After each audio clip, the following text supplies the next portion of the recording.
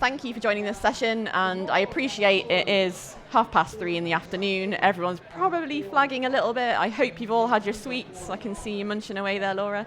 And hopefully we'll be able to keep the energy up through this. Sound good? Yeah, nods of the head, that's what I'm looking for. So I'm Helen Marshall, I'm Head of Learning at Thrive. For many of you who already know Thrive, we're a learning and skills platform. We also have our content club and data lab service as well. So I'm going to talk to you today about a number of different things. We'll start off with a little bit of a rant. I'll talk a little bit about Gartner's HR priorities for 2023 report. We'll look at a few case studies of our own clients, so Wirral Council, Sumo Digital, and Ted Baker. And I'll also bring polar bears into the mix as well, because who doesn't love a polar bear? So my rant, to start off with, is about this idea of the Great Resignation that Josh Bersin didn't coin, but was very instrumental in kind of snowballing, essentially. So we've all heard about it. It's the apparent kind of shift that's happening in people's personal values that is leading to people resigning from their jobs. And Bersin has approached this from multiple different angles. So the Great Resignation, the Great Migration, the Great Inflation, I think that has been utilized at some point. But I think this is really focusing on the wrong problem.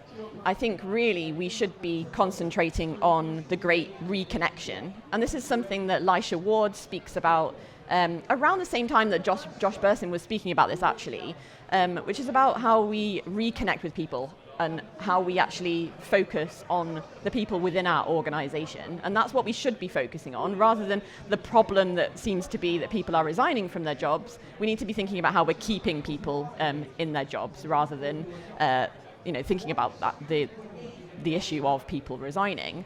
This is still pertinent today. Red Thread Research, who, for those of you who know me, I like to speak about a lot, they held a seminar yesterday exactly on this topic. So it's still relevant. It's still something that I feel like we should be talking about. And that's because connection and value really need to be felt at an organizational, managerial, and team level in order to create that kind of sense of belonging at work. So we've really got to start thinking about how we do that as organizations and as managers, and also then thinking about how you as a team member feed into that connection and how you establish those connections within your organization. So I'll dig into this a little bit with Gartner's 2023 HR priorities report. Now this, I don't feel like this was necessarily that shocking. I think these topics are probably things that people would have thought would be priorities, particularly effective leadership and management. Clients that we're speaking to at the moment are pretty much all talking about how do we establish our leaders, how do we empower our managers, and they're really important questions to be asking, because that feeds into that connection and those team developments that we were just speaking about. Thinking about organizational development and change management as well, but the last three are the ones that I really want to be focusing on today in terms of employee experience, recruiting, and the future of work. And the case studies that I've chosen feed into these three areas in particular. Now, what I thought was interesting about this report was within the effective leadership and management section, authenticity, empathy, and adaptability were all called out as key characteristics that drive effective leadership and management. I'd argue that these feed into all elements of the priorities that are listed on the screen. And so I suppose ultimately we're really thinking about human qualities there and the skills that drive you as a human and allow you to connect with people, which also is what Lisha Ward was referring to when she was speaking about that great reconnection. So I imagine you're probably thinking about why are we talking about polar bears? Why was that mentioned at the beginning?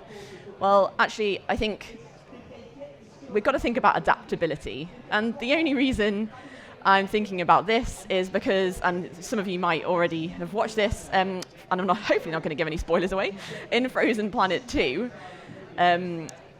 which David Attenborough obviously narrates, they were talking about the polar bear and how 10 years ago they were hunting in a very different way. and they've had to adapt to changing climate. So I don't want to get too much into the climate change issue at the moment, but I'm thinking about the skills that a polar bear needed 10 years ago compared to the skills they need now, such as hunting in fresh water.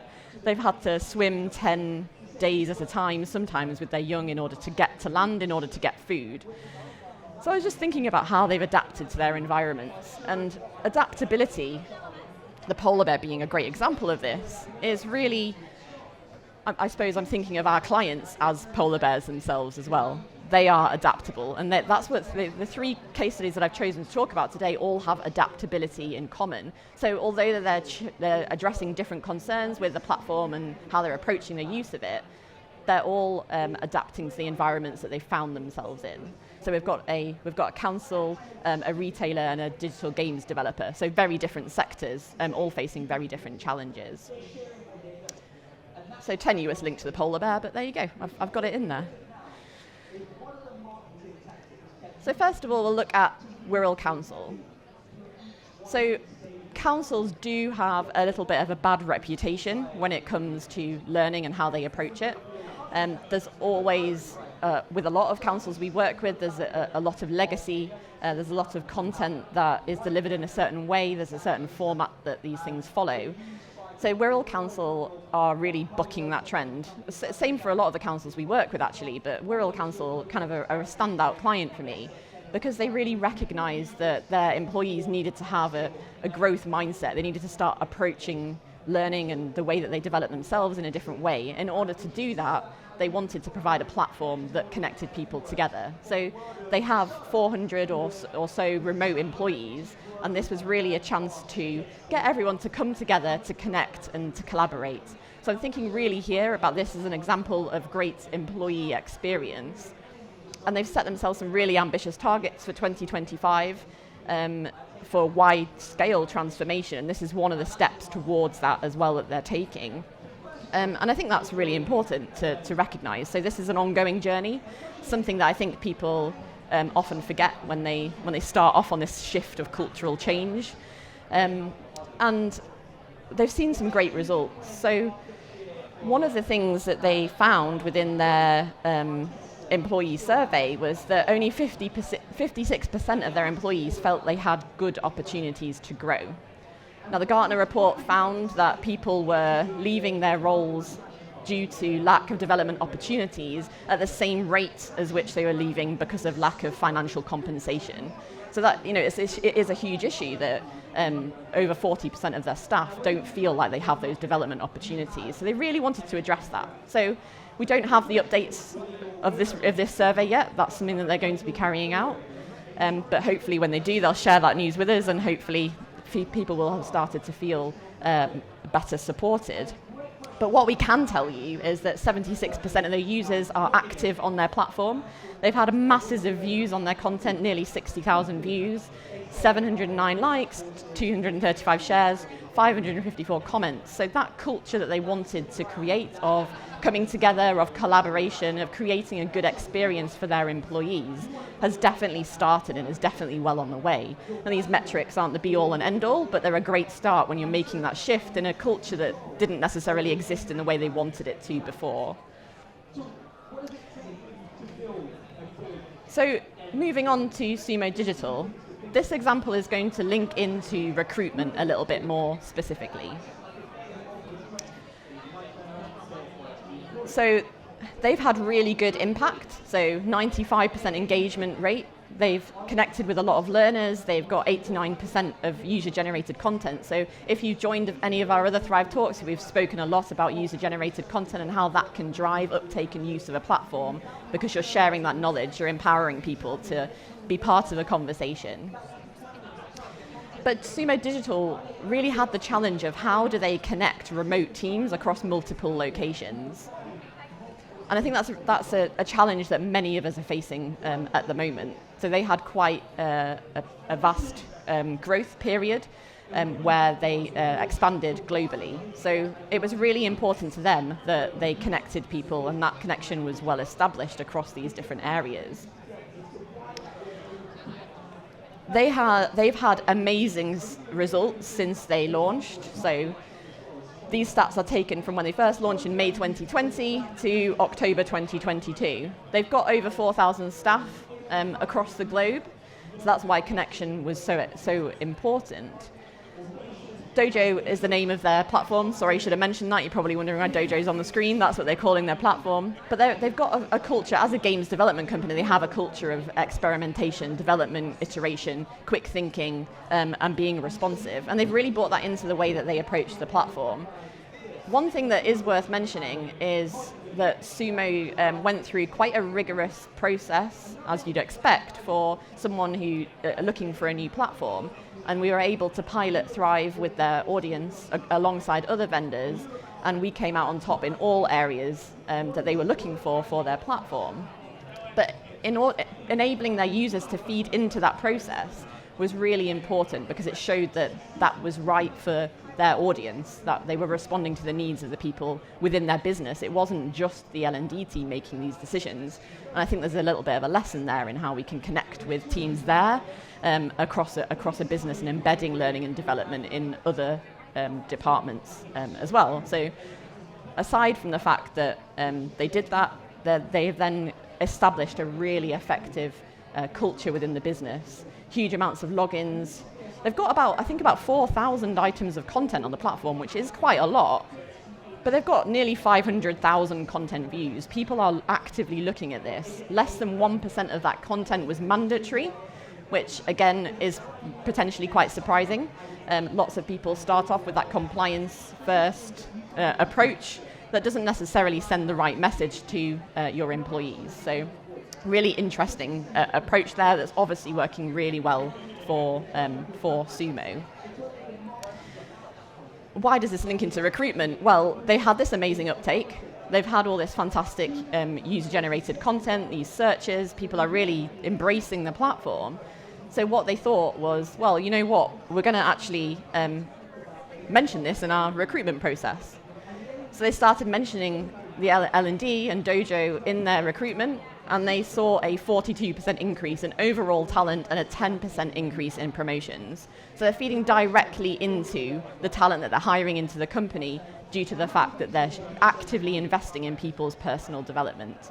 So again, I don't think we can overlook the fact that that has happened here, and it is, again, testament to Gartner's HR report that suggests that we should be reconnecting with people in this way and investing in people too. So move on lastly to talk about Ted Baker. Now, thinking about future skills and what people need, Ted Baker, they launched Thrive at TED. There's a really good story around TED. So they, before the pandemic, had started to think, well, we need to be moving towards a digital culture. They didn't have any platform, really any digital access to anything across any of their sites. They were very much in-person, paper formats. Nothing at all really to connect people digitally. So they'd already started thinking about that process before COVID, and then obviously the pandemic hit and they really needed something at that point to think we need to connect people together. So Thrive was the platform of choice for them, and they started off by thinking about engagement and personal development as the first and then second points which they were going to focus on. But actually what happened was,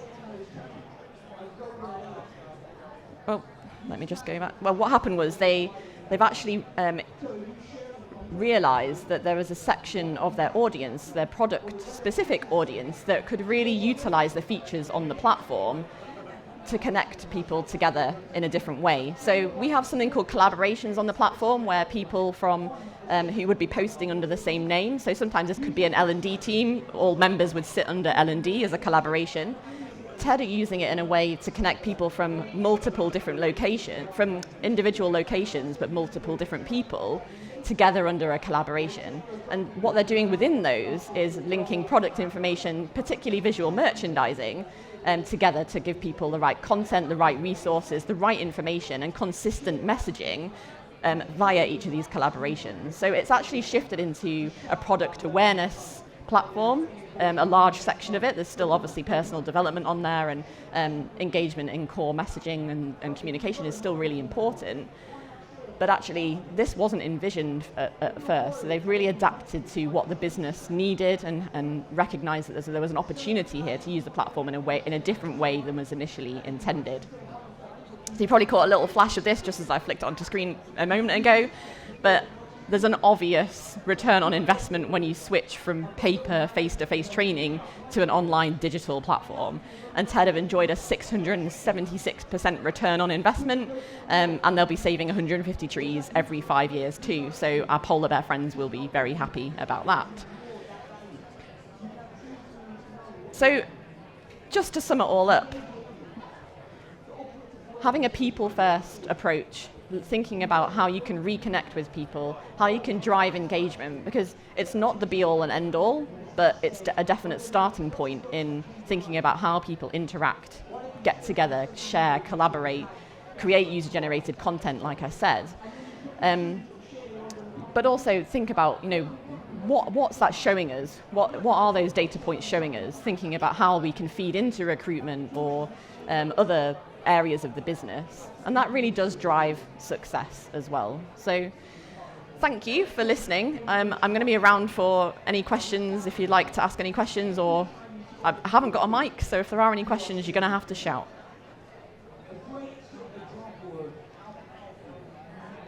Thanks. That was a tentative clap there. Thank you.